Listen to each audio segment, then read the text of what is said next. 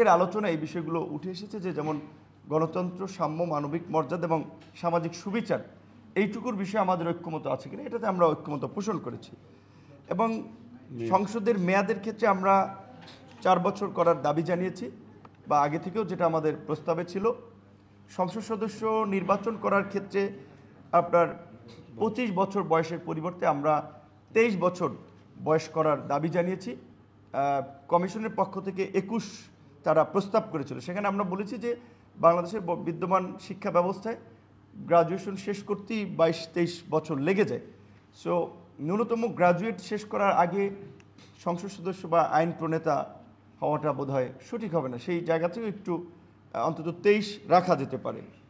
পাশাপাশি আপনার যেটা বহুল আলোচিত বিষয়, যে আপনারা জানেন যে সংসদের যে 70 নম্বর অনুচ্ছেদের একটি বিষয়, সেই জায়গা থেকে আমরা বলেছি যে অর্থ বিলের পাশাপাশি যেন আস্থা বিলের ক্ষেত্রে নিজ দলের বিরুদ্ধে ভোট দিতে না পারে, এরও একটা বিধান থাকা দরকার। কারণ না হলে আপনার যে কোনো সময় সরকার আপনার পতনের ক্ষেত্রে কিংবা যেটা বলে হর্স ট্রেডিংয়ের মতো সংসদ সদস্যদের বেচা কেনার একটা প্রবণতা আমরা অনেক আগে থেকে এই উপমহাদেশের রাজনীতিতে আমরা দেখেছি। এইটার পাশাপাশি আপনার কমিশনের পক্ষ থেকে বলা হয়েছে এখানে সংবিধান সংশোধনীর বিষয়টাও যদি যুক্ত করা হয়, আমরা বলছি সেটাতেও আমরা একমত।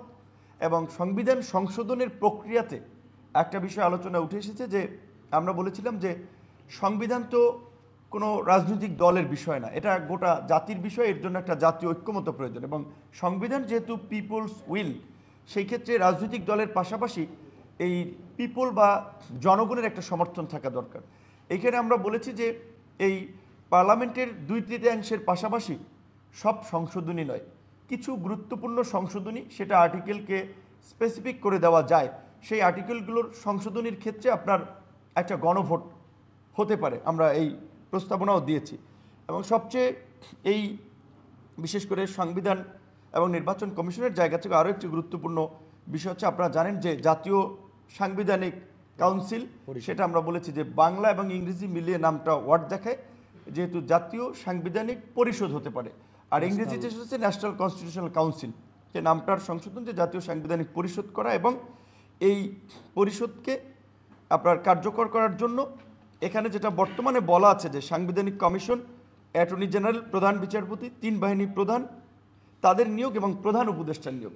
এখানে আমরা দুটো বিষয় অন্তর্ভুক্ত করেছি, যে প্রধান উপদেষ্টার পাশাপাশি অন্যান্য যে 15 কিংবা 20 সদস্য বিশিষ্ট যে সংখ্যক উপদেষ্টা পরিষদ হবে, সেইটা এই এনসিসির আলোচনার ভিত্তিতে হবে। শুধুমাত্র প্রধান উপদেষ্টা যে তার চয়েস মতো বাকিদেরকে অ্যাপয়েন্টমেন্ট করবে সেটা না। একই সাথে যেহেতু পুলিশ আইন শৃঙ্খলা পরিস্থিতি নিয়ন্ত্রণে একটা গুরুত্বপূর্ণ ভূমিকা পালন করে, 3 বাহিনীর পাশাপাশি পুলিশ প্রধানের নিয়োগটাও আমরা এই জাতীয় সাংবিধানিক পরিষদ বা এনসিসিতে আমরা অন্তর্ভুক্ত করার আহ্বান জানিয়েছি। এখানে আপনার তত্ত্বাবধায়ক সরকার কিংবা আপনার এই নির্বাচনকালীন সরকারের মেয়াদ, সংবিধান সংশোধন কমিটি এবং নির্বাচন সংস্কার কমিটি, দুইটাতে দুই ধরনের মত এসেছে। আপনারা জানেন এক জায়গায় 3 মাস এক কমিশন বলেছে, আর এক কমিশন 4 মাস, আমরা বলেছি এটা 4 মাস করা যায়। এবং এই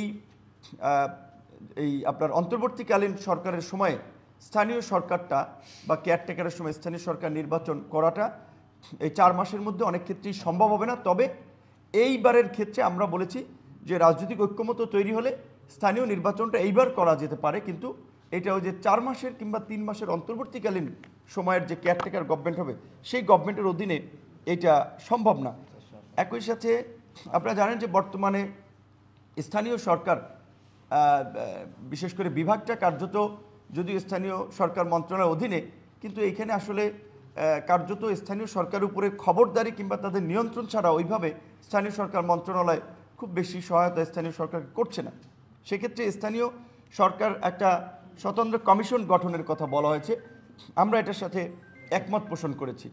এবং আমরা যে দ্বিকক্ষ বিশিষ্ট সংসদের কথা বলছি, সেখানে নিম্নকক্ষে 100 নারী প্রতিনিধিত্ব রাখার বিষয়ে আমরা একমত হয়েছি। তবে প্রক্রিয়ার ক্ষেত্রে আমরা ঘূর্ণায়মান পদ্ধতিটাকে আমরা সঠিক মনে করছি না। আমরা বলছি যে প্রত্যেক রাজনৈতিক দলের জন্য ফিক্স করে দেওয়া যায়, প্রত্যেক রাজনৈতিক দলকে আপনার বাধ্যবাধকতার মধ্যে নিয়ে আসা যে তারা ন্যূনতম 1/3 কিংবা 30% নারী তারা মনোনয়ন দেবে।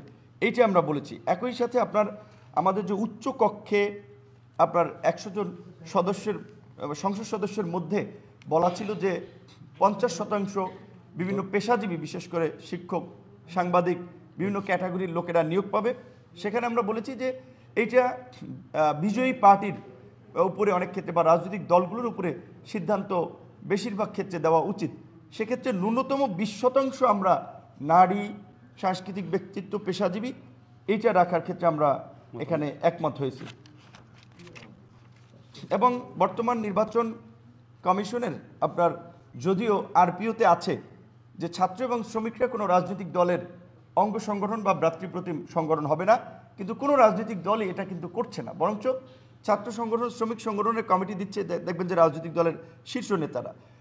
এই ছাত্র শ্রমিকদের পাশাপাশি পেশাজীবীদেরকে আমরা দলীয় লেজুরভিত্তিক রাজনীতি থেকে বাইরে রাখার জন্য রাজনৈতিক দলগুলো থেকে আলাদা করার বা তারা যেন রাজনৈতিক দলের পার্ট না হতে পারে সেই বিষয়ে কিছু কার্যকর পরামর্শ, পাশাপাশি যদি প্রমাণিত হয় যে পেশাজীবী ছাত্র শ্রমিকরা রাজনৈতিক দলে লেজুরভিত্তিক করছে বা রাজনৈতিক দল তাদেরকে ব্যবহার করছে, তার জন্য একটা ন্যূনতম শাস্তিমূলক ব্যবস্থার কথাও আমরা এখানে বলেছি।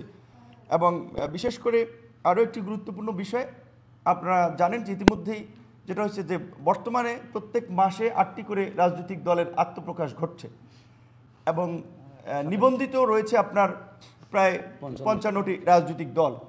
নির্বাচন কমিশন 2008 সালে আপনার এই নিবন্ধনের আইন করার পরে সর্বশেষ যে বিধানটি ফলো করা হচ্ছে যে 1/3 জেলা কমিটি, 100 উপজেলা বা থানা কমিটি, সক্রিয় কার্যক্রম সহ এবং অফিস।